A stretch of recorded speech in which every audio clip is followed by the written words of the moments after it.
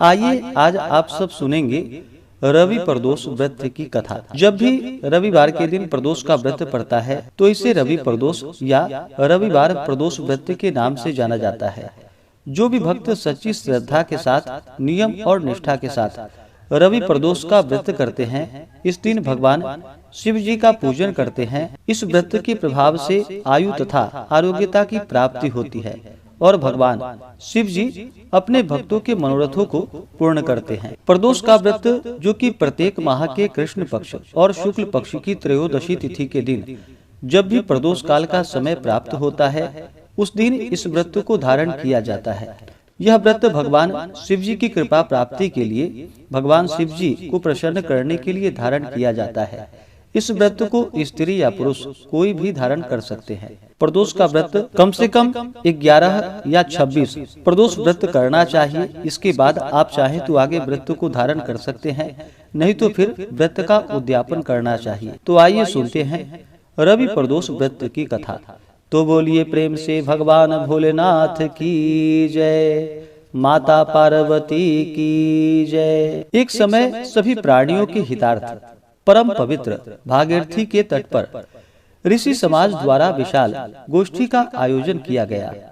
विज्ञ महर्षियों की एकत्रित सभा में व्यास जी के परम शिष्य पुराणवेत्ता श्री सूत जी हरि कीर्तन करते हुए पधारे। सूत जी को देखकर शौनकादि 88,000 ऋषि मुनियों ने उन्हें दंडवत प्रणाम किया। महाज्ञानी सूत जी ने भक्ति भाव से ऋषियों को हृदय से लगाया तथा आशीर्वाद दिया। विद्वान ऋषिगण और सब शिष्य आसनों पर विराजमान हो गए। मुनिगण विनीत भाव से पूछने लगे कि हे परम दयालु, कली काल में भगवान शंकर जी की भक्ति किस आराधना द्वारा उपलब्ध होगी? हम लोगों को बतलाने की कृपा करें, क्योंकि कलयुग के सभी प्राणी पाप कर्म में रत होकर वेद शास्त्रों से विमुख रहेंगे। दीन जन अनेकों संकटों से त्रस्त रहेंगे। हे मुनि श्रेष्ठ, कलिकाल में सत्कर्म की ओर किसी की रुचि न होगी। जब पुण्य क्षीण हो जाएगा तो मनुष्य की बुद्धि असत कर्मों की ओर प्रेरित होगी, जिससे दुर्विचारी पुरुष वंश सहित समाप्त हो जाएंगे। इस अखिल भूमंडल पर जो मनुष्य ज्ञानी होकर ज्ञान की शिक्षा नहीं देता, उस पर परम पिता परमेश्वर कभी प्रसन्न नहीं होते हैं। हे महामुने, ऐसा कौन सा उत्तम व्रत है जिससे मनोवांछित फल की प्राप्ति होती है? कृपा कर बतलाइए। ऐसा सुनकर दयालु हृदय श्री सूत जी कहने लगे कि हे श्रेष्ठ मुनियों तथा शौनक जी, आप धन्यवाद के पात्र हैं। आपके विचार सराहनीय हैं एवं प्रशंसनीय हैं। आप वैष्णवों में अग्रगण्य हैं, क्योंकि आपके हृदय में सदा परहित की भावना रहती है। इसलिए हे शौनकादि ऋषि मुनियों, आप सुनिए।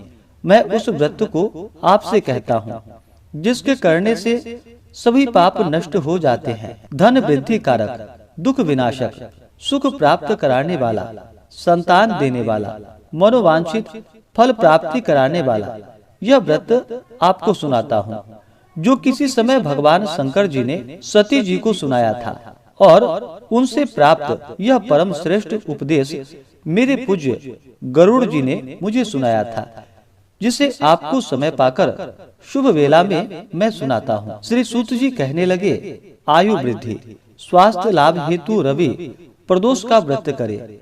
इसकी विधि इस प्रकार है। प्रातः स्नान कर निराहार रहकर शिव जी के ध्यान में मग्न हो शिव मंदिर में जाकर शंकर जी की पूजा करे। पूजा के पश्चात अर्धपुंड त्रिपुंड का तिलक धारण करे, बेलपत्र चढ़ाए, धूप दीप अक्षत से पूजा करे, ऋतु फल चढ़ाए, ओम नमः शिवाय मंत्र का रुद्राक्ष की माला से जप करे, ब्राह्मणों को भोजन करा, सामर्थ्य के अनुसार दक्षिणा दे। तत्पश्चात मौन व्रत धारण करे। व्रती को सत्य भाषण करना आवश्यक है। हवन आहुति भी देनी चाहिए, इससे अभिष्ट फल की प्राप्ति होती है। व्रती पृथ्वी पर शयन करे, एक बार भोजन करे, इससे सब कार्य सिद्ध होते हैं। श्रावण मास में तो इसका विशेष महत्व है। यह सर्व सुख धन आरोग्यता को देने वाला होता है। यह व्रत इन सब मनोरथों को पूर्ण करता है। हे ऋषिवरों, यह प्रदोष व्रत जो मैंने आपको बताया, किसी समय भगवान शंकर जी ने सती जी को और वेद व्यास मुनि ने मुझको सुनाया था। शौनक आदि ऋषि बोले कि हे पूज्यवर महामते, आपने यह व्रत परम गोपनीय, मंगलप्रद, कष्ट निवारक बतलाया है। कृपा करके यह बतलाने का कष्ट करे कि यह व्रत किसने किया और उसे क्या फल प्राप्त हुआ। श्री सूत जी बोले कि हे विचारवान ज्ञानियों, आप शिव के परम भक्त हैं। आपकी भक्ति देखकर मैं व्रती पुरुष की कथा कहता हूँ। एक ग्राम में अति दीन ब्राह्मण निवास करता था। उसकी साध्वी स्त्री प्रदोष व्रत किया करती थी। उसके घर में उसका एक ही पुत्र रत्न था। एक समय की बात है कि वह पुत्र गंगा स्नान करने के लिए गया। दुर्भाग्यवश मार्ग में उसे चोरों ने घेर लिया और वे कहने लगे कि हम तुम्हें मारेंगे, नहीं तो तुम अपने माता पिता का गुप्त धन बतला दो। बालक दीन भाव से कहने लगा कि हे बंधुओं, हम अत्यंत दुखी दीन हैं, हमारे पास धन कहाँ से आएगा। चोर फिर कहने लगे कि तेरे पास इस पोटली में तूने क्या बांध कर रखा है। बालक ने निसंकोच उत्तर दिया कि मेरी माता ने मुझे रोटी बनाकर बांध कर दी है। दूसरा चोर बोला कि भाई, यह तो अति दीन दुखी है, इसे छोड़ो। बालक इतनी बात सुनकर वहां से प्रस्थान किया और एक नगर में पहुंचा। नगर के पास एक बरगद का पेड़ था। बालक वहां बैठ गया और थक कर वृक्ष की छाया में सो गया। उस नगर के सिपाही चोरों की खोज कर रहे थे कि खोज करते करते उस बालक के पास आ गए। सिपाही बालक को भी चोर समझकर राजा के समीप ले गए। राजा ने उसे कारावास में डालने की आज्ञा दे दी। उधर बालक की माता भगवान शंकर जी का प्रदोष व्रत कर रही थी। उसी रात्रि राजा को स्वप्न हुआ कि यह बालक चोर नहीं है, प्रातः इसे छोड़ दो, नहीं तो आपका वैभव, राज्य सभी शीघ्र नष्ट हो जाएगा। रात्रि समाप्त होने पर राजा ने उस बालक से सारा वृतांत पूछा।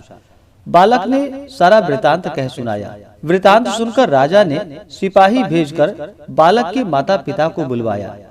राजा ने उन्हें जब भयभीत देखा तो कहा कि आप सब भय मत करो, आपका बालक निर्दोष है। हम आपकी दरिद्रता को देखकर 5 गांव दान देते हैं। शिवजी की दया से ब्राह्मण के आनंद होने लगे।